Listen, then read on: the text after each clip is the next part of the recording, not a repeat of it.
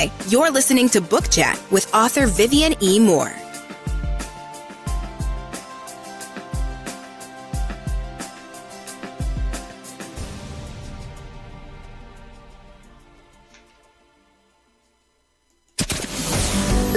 Welcome, everybody, to this week's episode. We really appreciate you joining us. This podcast really shows us how we can all learn, live, and thrive off of each other.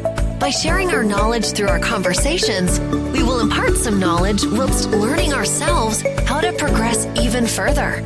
Here is your host.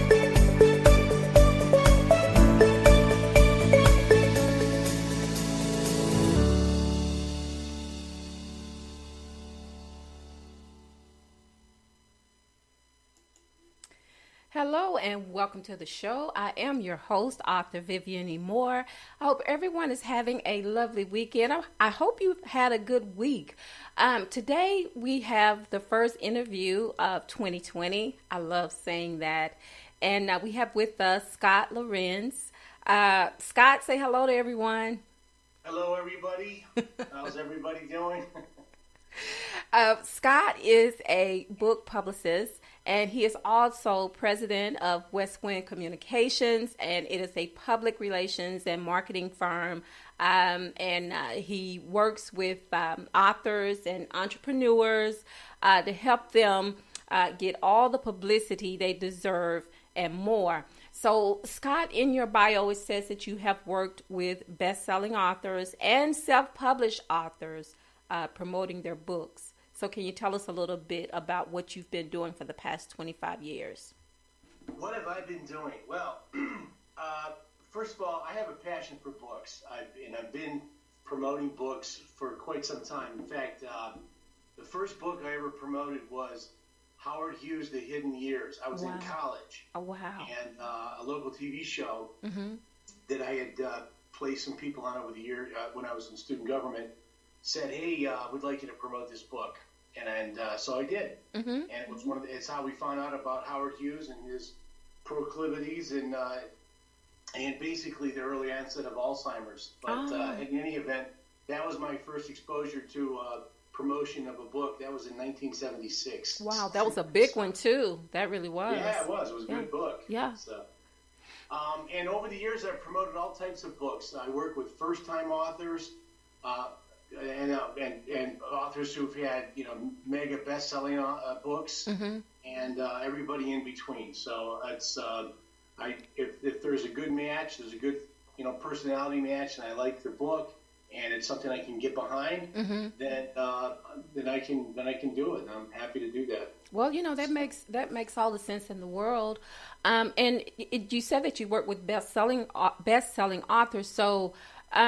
Is that like behind the scenes? Because I know that most best-selling authors, well, not all best-selling authors, but on the traditional end of publishing. Do you work with traditional publishers? Authors as well, published authors I do. as well. I work with everybody. I'll have a publishing company will hire me to promote an author's book, but 95% of the time it's an author that hires me, even if they have a big publishing company that they're working with, because most publishing companies only do so much. Okay. And in today's world, authors are finding out that they don't do that much. Okay. Unless you're a big-time author and you got a big backlist, or you got a celebrity and you've got great contacts and you got great name recognition. Okay. So I am the cleanup hitter, so to speak, to use a baseball analogy, to help authors, promote their books and do what the publishing companies are not doing. So. Okay. Well, it also said that you worked with more than just authors. You've worked with CEOs and Navy SEALs and fitness gurus, doctors, lawyers, and things like that. So what exactly, you're doing promotion, but in what type of promotions are you doing for them? Well, so a CEO might decide to write a book about their business or about how they got into business, and they use that to give to their employees, okay, or to attract new clients and so forth. One of the clients I worked with this summer was a money manager. So he didn't have to sell 1 million books. all he needed to do was bring in more people to become interested in his money fund, in his mutual fund. And this book basically, in effect, was a brochure. Okay. So that's an example of how a CEO can use a book to promote their business. And all they need, if you bring in a few clients with a few $1 million, then, who cares about the book sales? Right. I have another client who really wanted to establish himself in, just because he was so young. He was a CEO of one of the Inc. 500 fastest growing companies, but he was so young that he wanted a book to help people to take him seriously. I mean, he was in his 30s, and so he published a few books, and I promoted those books for him, and he's used them beautifully to establish credibility in the marketplace, and to just convey to people that who he is. He's had him. These books are on the table when you go into his office. He's got a framed picture of one of the books that had it put up in Times Square in New York City on a big billboard, and that's blown up behind that. So it's just part of the imagery that we all create for whatever reason, and in his case, it's just for credibility purposes. Well, that's brilliant. Yeah, that was a brilliant plan. It says that what you do is you conduct book marketing classes, and you've done this at so many different places. The Learning Annex in New York City had classes, and I taught some book marketing classes for them, and we do some video classes for others, and I've spoken in front of some groups to talk about book marketing and book promotion. But my primary business, and what I actually get paid for, is I actually are paid by authors to promote their books on TV, radio, newspaper, magazines, and get the publicity that they cannot get for a variety of reasons. I've been in this business for 25 plus years, and I have good contacts in the media, but I also know what the media is looking for. I'm in constant contact with the media. I'm talking to them. I'm pitching them. I go to New York a couple times a year, and I actually pitch them face to face, so I can see what they're interested in. I can hear what they're interested in. I can see the reaction on their face when I pitch them a story. And plus, I'm a news junkie. I follow the news. Yeah, me too. Day and night. So you want to know what's going on? Just get a hold of me. I'll tell you what it is, and the weather too. But it's what I have to do to be successful in my business. Right. I have to be on top of the situation. So I know what the media is looking for, and I'm in tune with that. Okay, so it helps, and that's when the author hires me, and my firm. That's what they get. They get somebody who's in tune, that knows how to get a story placed. Well, okay. Well, and that's good. On a percentage, what would you say would be the success rate of most of your clients? Are they happy with the services that you provide them? I think most people are happy, and occasionally somebody may not be happy, but I think it's expectations. I'm very careful about who I work with, just because they're not going to get on Oprah. Most authors, and even though she only does her shows once in a while now, but I mean that was the number one goal. Get me on Oprah, Good Morning America. Don't worry about all this other stuff. Well, no kidding. I just like to play in the World Series and not have to play Little League Baseball too. Right. So, in this world, you've got to actually earn. You just can't go play in the World Series in Yankee Stadium. You've got to play minor league ball, and you got to work your way up the ladder. Everybody wants to start on the top, right? But unless you have earned your way in some other form, in some way, you're not going to start out on the top. Well, and the big TV shows don't want to take a gamble on somebody who's never done a decent radio interview or a TV spot. It's like, why bother? There's so many qualified people that are out there. Exactly. You got to cut your teeth. You got to pay your dues. Well, I think everyone, no matter what your profession is, if you want to be on top, you need that reality check. because you got it, like you said, you have to pay your dues in order to, if you want to be on top, then you have to work your way up to that level. Of course, unless you have a ton of money, and of course, if you have a ton of money, then you don't need anybody to promote you. You can't buy your way onto Good Morning America. You cannot buy your way onto. Some shows are for sale, but for the most part, though, you cannot buy your way into the media. Right. You can't buy your way onto the View. Right. It's just that's the way it is. So you have to earn your way on. Here's the thing: they have a show to put on, and they want to make sure that the show that they put on is what the audience wants to see, or it will entertain them. It'll make them say, "Oh wow!" Mm-hmm. It'll make them cry. It'll be interesting to them, or it'll inform them. They want to just have somebody on there talking about their book and how great it is. Right. No one cares. No, they don't. They really don't, unless you have celebrity, behind your name, celebrity status behind your name. Right. So, anyway, it's a project to get publicity. Mm-hmm. It used to be easier, I can tell you that. There's a lot more competition. Right. And there's a lot more access to the media mm-hmm. than there ever has been. You remember the TV, 60 Minutes, the TV yes. show on Sunday night? Yes. So remember the guy at the end of the show, his name was Andy Rooney? Yes. Okay, I actually called him a couple times and mm-hmm. talked to him. Right, you could just pick up the phone and call. Mm-hmm. He'd answer the phone. Wow. Guess what? You can't get anybody on the phone now, and nobody answers their phone. Right. They have assistants. And the phone is now an interruption to their day. Yeah. Email doesn't work like it used to. No. You got to reach out on Twitter, mm-hmm. Facebook, mm-hmm. LinkedIn, and face-to-face. Yes. And sometimes direct mail now is even more effective than a lot of stuff. Wow. Because there's not as much of it as there used to be. And that's the truth. That's the truth. It's very interesting how things have changed over the years. But, we're in this business. That's what we do. We're out there, pitching our clients to the media. So we're in constant contact with the media mm-hmm. every day of the week. So... and we build the relationships that help us be able to, keep the door open. So they'll take my call, or they'll take some phone calls do work still to some extent, but not like they used to. No. So what I want to talk about is some of the key things that you do, like book marketing strategy. I just want to spend a little bit of time on each one of these because I want to work my way down to the pyro marketing, because I want you to explain that one a little bit more in detail.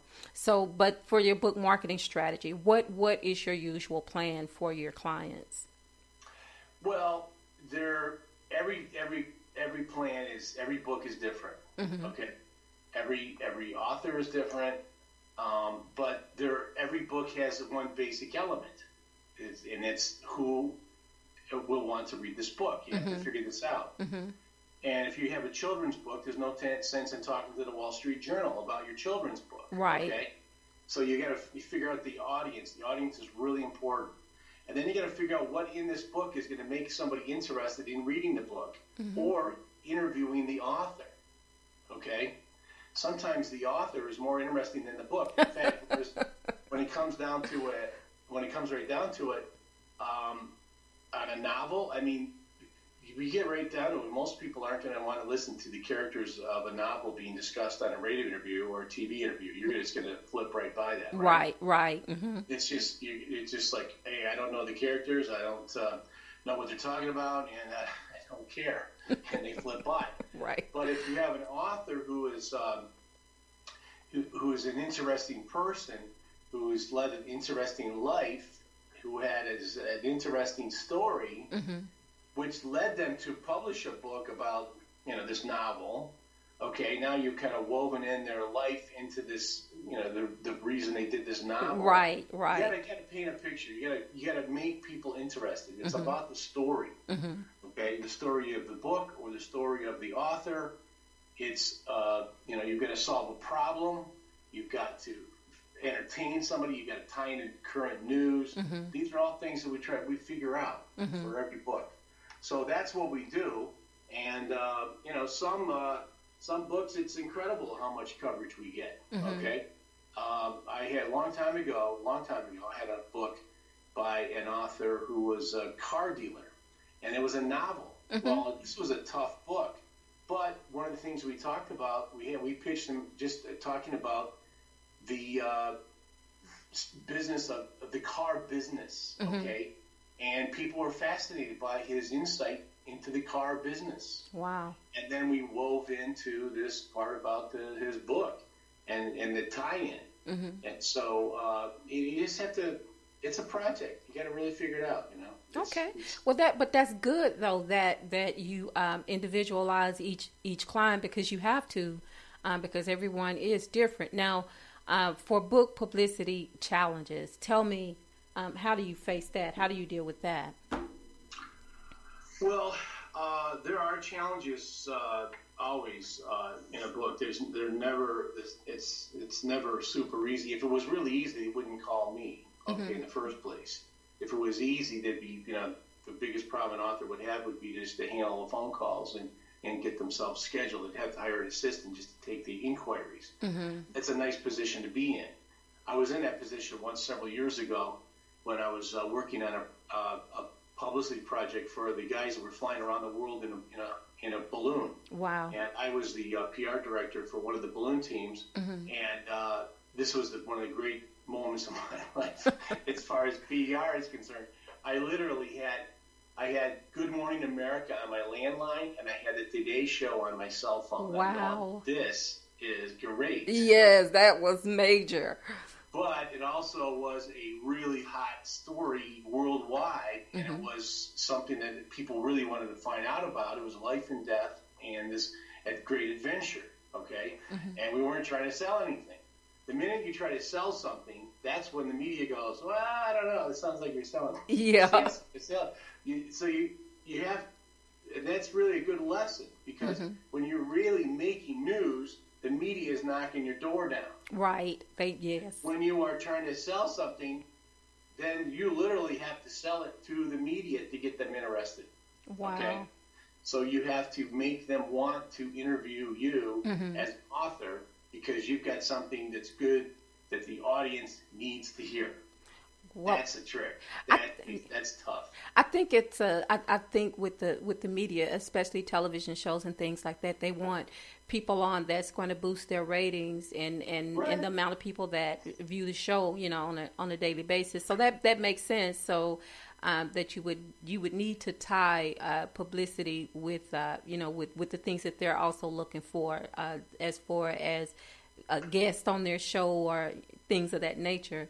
Now, we did touch on publicity just a little bit and book promotion just a little bit. So how in depth do you go when you are doing the promotion and publicity blitz on an author's book? Well, we go as far as we need to go to get the bookings. Okay. In radio, TV, newspaper, magazines. I mean, I just booked an author down in Atlanta, and a few days ago, and they liked her book. And this is a project we've been working on since November. And here it is, January 5th, and we just finalized the deal. Wow. They got, they got the pitch, and they got the email pitch, okay, from me, which is a press release. It's a photo of the author. It's a book trailer that we created for the author's book. And we packaged this all up to make it interesting to people. And then they liked the pitch. They said, send us the book. So I sent the book, actually a couple of books. The producers read it. We touched base. They gave us a couple dates in December. The author couldn't do it. So they said, hey, come back in January and we'll talk. So, I mean, it's like, it's what you call a nibble, a big nibble around the bait on the hook, so to speak. And then, you could lose it if you're not careful. Yes. And so we got back in touch in January 5th and said, hey, we'd like to, hey, we're here still. We can do, here are the dates the author's available, and bam, she nailed it down. Wow. And not only are they going to do a half-hour show on one show, they're paying for her to stay overnight, and they're going to do a TV show the next morning. Wow. On the same family of networks. Okay, it's a Christian TV. Oh, okay. So, but I can tell you that was extremely difficult. It took a month and a half to do, and it wouldn't have happened if we weren't on it. Right. Just nothing happens.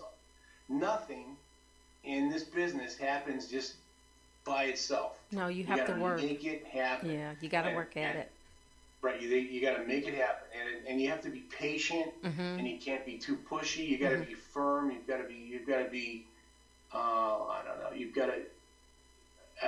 got to kiss a lot of babies. I knew you were leading to that. But no, I mean in a nice way. I mean, really, it's just you got to just do what you got to do. But I mean, you have to follow through on all this stuff, and it's a project. And now the other thing about my business is that I'm circling back. We're going to talk to those same people about two of my other authors that are that have books that would be perfect for that show. Okay, and that's the beauty of what I do. When we book a radio show, we'll book 3 authors on it at one time. Okay, that's called synergy, and so that it's good for the radio producer because they can knock out 3 people with one guy's phone call talking to me or my bookers, and that works for them. Okay, and it also works for me because I have the contacts that I can book somebody on that multiple shows or multiple authors on one show. It's a nice deal. It is, and I mean, but still, it's individualized because, like you said, you booked that person to a show that was this Christian based. So, so with each one of your clients, because there's so many different genres of books, then you sort of have to pitch to whatever marketing needs that that will suit that book or suit that author, so you can get them into those venues. So now let's talk about pyro marketing. I want to talk about that for a bit and just find out what it is and what it is that you do when you're marketing books this way. Right. One of the great books written in this field was a book called Pyro Marketing, and marketing your book or your product or service to the people most likely to be interested in that product or service. Okay? I mean, you cannot. That's the saying. You can't sell ice to Eskimos because they don't need it to get all ice. Okay? You need to sell things to people that actually need it. Okay? So that's, first of all, identifying your most likely audience. If you have a Christian book, you need to sell it to Christians, not a group of atheists. Right. Makes sense, right? Right. If you have a business book, you want to talk to people who write about business books, or like the Wall Street Journal or Bloomberg or something like this. If you get a children's book, you're going to talk to Parenting or Family Circle magazine or some of these other magazines that deal with children and parenting and so forth. So it's going to the places where the book is most likely to have success. Okay, that makes all the sense in the world. Right, and so the author of that book, Rick Steelstra, actually wrote a book called Pyro Marketing, and he worked on the book that the most successful book in the Christian genre. It's escaping me. Was it the Purpose-Driven Life? Yeah, Purpose-Driven Life. Okay. Left my brain for a minute. Yeah, Purpose-Driven Life, and and where did they sell that to? They sold that to people that were already most likely to be interested. They didn't go to, they went to people of Christian faith, right? And they sold the book and they promoted the book inside that space. I bought that book, so I have that book. Big book, but it became famous because the author was he was already speaking to the Christian community and to churches and to people who ran the churches and so forth, and he offered various services to them anyway. So this was like another service that they offered. So Richard Warren, it was a great book, but they marketed it to the people most likely to be interested in it. That's the essence of it. And the reason there's the word pyro in it is because pyro is fire. If you start a fire, you take a match and hold it up to a log. Right. You start with kindling. you start with, and smaller sticks, then you put some bigger sticks on a pile, and the next thing you know, you get a log on the pile. Okay, that's how you start a fire, and that's how you market a book. Same way, you start where it's most likely to be successful, and you start with that small fire, and you build it into a bigger fire. Well, I understand now why you've been doing this for so long, and so great at it, is because you cover every angle, and you lay out a plan for your clients that actually makes sense. You're not trying to feed them a lot of bull crap, but you're just giving them the truth, laying it out for them. And so, but I think what the bottom line is that, they will be successful based on what it is they're trying to sell. So if they have something that doesn't really, that's not really interesting, then it really wouldn't be worth your time trying to market it for them. Maybe you could, would you advise them to go back and work on this some more? It depends. Sometimes I get a book and I look at it and I go, whoa, this thing needs editing.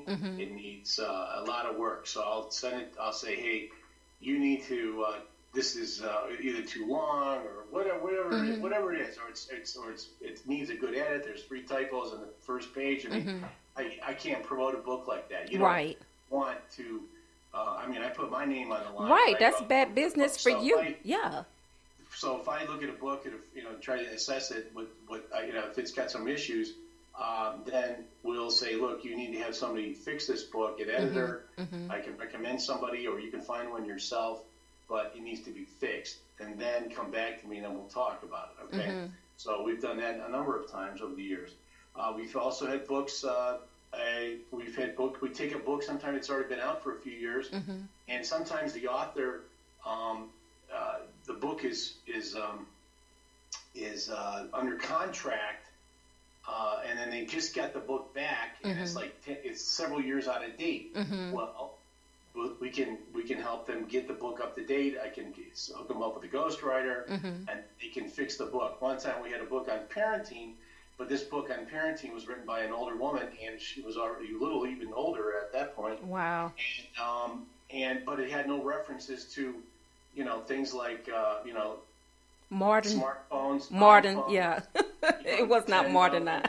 But the parenting techniques were excellent. The parenting techniques were very, very good, and they were solid.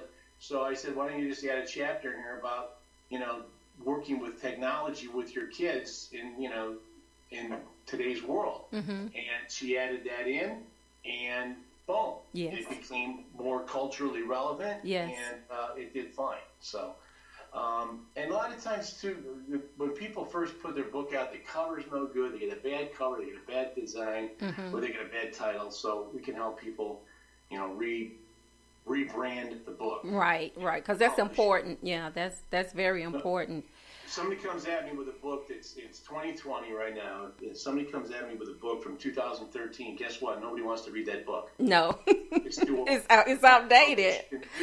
What you can do is title the book, get a new cover, make some changes to it, bring it up to, make some edits, and then republish it.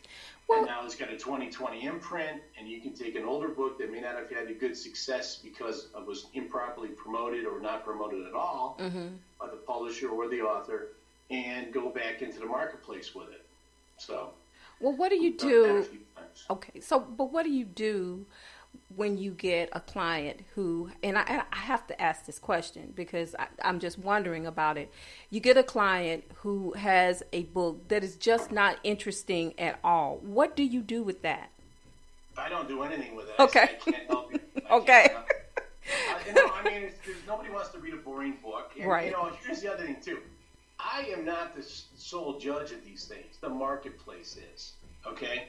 There are books I just go, I don't know where this book is going. I'm not sure what the deal is with it, but it's not my place to judge it. Okay. It's the marketplace's place. Okay. I don't have to be a 100% believer in every type of book that we deal with. There's some things you can promote something even at, my family used to be in the restaurant business, right? You don't have to drink every drink behind the bar to know that you may not like them all, but you can certainly promote them. Right. You don't have to drink some nasty whiskey or something if that's not your cup of tea. So to be able to sell it. So in my business but we still have, in our business, it still has to be a good product. Okay. It has to be something we believe in, and it's got to look good. It's got to have a decent title. It's got to be well written. It can't have a lot of mistakes in it. I mean, they're still finding mistakes in Gone with the Wind. Okay. Very true. There's never, nothing's ever done. 100%. Yeah. Nothing's perfect, but I mean, it's got to be pretty close to perfect. Yes. Because here's what happens too. If a book is not in good shape, guess who sees it first? The reviewers. You know what the reviewers going to say? Oh, yes. They say, it's a pretty good book, except they need a good edit. Right. Okay? That's like a knife in the heart. Or it's a pretty good book, but they obviously didn't have a proofread. Right. It's like, oh my God, those are terrible things. You don't want that kind of a comment. And a reviewer, and they're being honest, is going to say that sometimes. Yes. So if it's not in good shape, make it in good shape. And you can't be your own proofreader if you're an author. Right. I don't care who you are. Get somebody else to proofread it and make sure that it's perfect. I had a book. One of my clients had a book, and this thing had 6 people involved in the proofreading of it. Okay, 6 people, and everybody, and then we had the book printed. And I'm not a publisher, okay, but I helped to facilitate it. But so they had it published, and they had advanced reader copy, so we could look at it and just make sure, with a final copy before we printed thousands, to make sure it was in good shape. Okay, I can tell you that it wasn't perfect. Everyone thought it was in great shape. Guess what? It wasn't. It wasn't. They needed that 7th print. I opened up the book because sometimes when you print, you go from the manuscript to the printed book. They get formatting changes. The first word was typo. Oh my God! First word instead of the, it was his, and he had taken the T and dropped it. He had capitalized the H. Oh my God! And everybody missed it. And I just got lucky. I just said, well, I'm gonna start at the front. And I look at it and go, this is the first word is not right. So this stuff happens, and you can't let it happen. You got to fix these things. It does. And I mean, and I read the Bible, and so I have different, not versions, but different, KIV and things like that. And so when you're looking at it, there are typos in that, but I'm pretty sure it's from the people who transcribed it or whatever. During the publishing, they may have like you said, in the formatting of it, sometimes it takes letters away or make them capitalized or whatever. So I've even seen errors in that, but I've not seen one book that I've ever read that did not have some form of typo in it. Right. So, I mean, it's virtually impossible to find every mistake, but like you said, you want it as close to perfect as you can get it. Right. So, and if it's a real mess, then my reputation is on the line too, and I'm just not gonna. I mean, I can't represent somebody's. And you shouldn't. And you shouldn't. No. So that's one of the things. That's why you hire a publicist, because here's what happens: the reviewers that I pitch know that I got a decent book that I'm representing. Right, because of your reputation, They will open the email, okay? Or somebody in the news media that knows me. They will actually open the email or take my call. And so they know that I represent good stuff, good quality work. And I have media people tell me all the time, it's like, oh my God, your authors are terrific. I love all of them. They're wonderful people. They're so good. Well, that's good. I love it that they know that I only represent high quality. Okay, so they don't have to be famous yet, but they need to be. The products need to be high quality. Well, based on your reputation, they know that you are not going to send someone or try to pitch someone to them that that you have not vetted completely. So, Right. they can trust that. So that's a good thing. And that's a good thing for you too. So I have learned so much today from just chatting with you. And you're welcome. And so before I let you go, because we're coming down here to the last few minutes, I want you to tell the audience how they can reach out to Westwood Communications for your services. Well, here's the one thing that would be very helpful. If you want to, if whether people can afford me or not, okay, they can find some really good information on my blog, okay? Because basically what's on my blog, I implement that for my clients, okay? It's book-publicist.com. So I'm a book publicist, okay? Mm-hmm. So it's book-publicist.com. Go there. You can find some good tips on everything. I'm working on an article right now about how you can take your book and turn it into a Hollywood blockbuster. Wow. Using some of the services that we recommend. We dug them up and found them. That'll actually, these are services that are like matchmakers. Mm-hmm. They'll take your script, they'll take your book, and pitch it to Hollywood producers. Okay, it's really cool. Okay. Just discovered this. There's so many things. There's book awards. One of the things I recommend for authors is to enter book awards. Mm-hmm. Because once you win a book award, now you got more credibility. Right. And when my clients win a book award, I put a press release out that says, hey, so-and-so book has just won a book award. I had Sesame Street get a hold of me one time last year when one of my clients didn't even win it. We just got an honorable mention. Mm-hmm. I put a press release out, and Sesame Street said, "Wow, that sounds like a good book. Send it to me." So these are things that book awards open the door for. Right, okay? Right. So I recommend that. I got a whole list of them on my website on that book publicist, and the other website that is that you could go to and that I have is bookmarketingexpert.com. Bookmarketingexpert.com and then book-marketing-expert.com. Okay. You go there, fill out the form. I got paperwork that you can, tell me about your book, your links to your website, all that stuff. And tell me more about yourself, and then I can help people out. So okay. All right. If I can do something, I will. Well, all right, folks. So there you've heard it. So you have multiple ways to reach out to Scott and to Westwood Communications. So please do that. And again, thank you so very much for all of the information, for your expertise. I really do appreciate it, and I'm sure the listeners do as well. And I thank you for agreeing to come on today and talk about your company.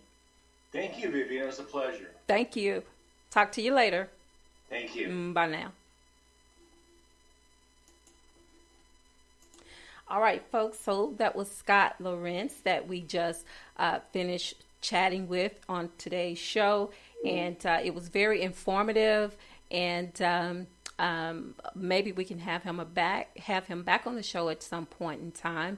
I love speaking with people that has a overall view of the market and covering everything. He sent me a message, covering everything that you need to put yourself out there.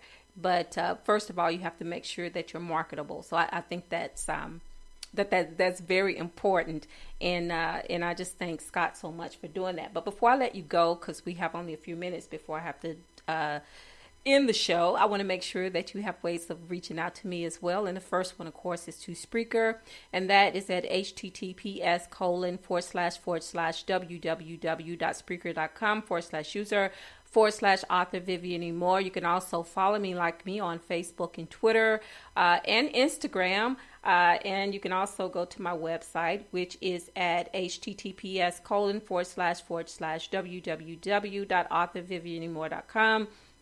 And if you read my blog, it is updated on a weekly basis, and that is vivianemore.blogspot.com.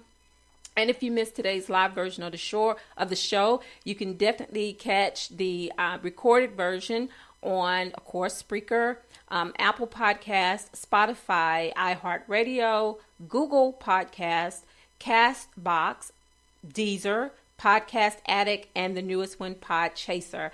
And tomorrow is worship day, so I hope you're planning on going to church tomorrow. And make sure you take some family members, friends, neighbors, and by all means, take some kids with you. And tell someone that you love them, because tomorrow is not promised. Today may be the only chance you get to say that. So I love you. I hope you love me back. Until the next time you hear my voice, God bless you and goodbye.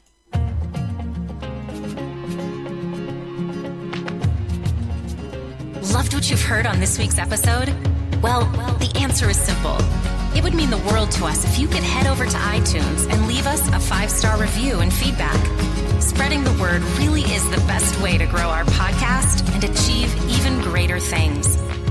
Thank you.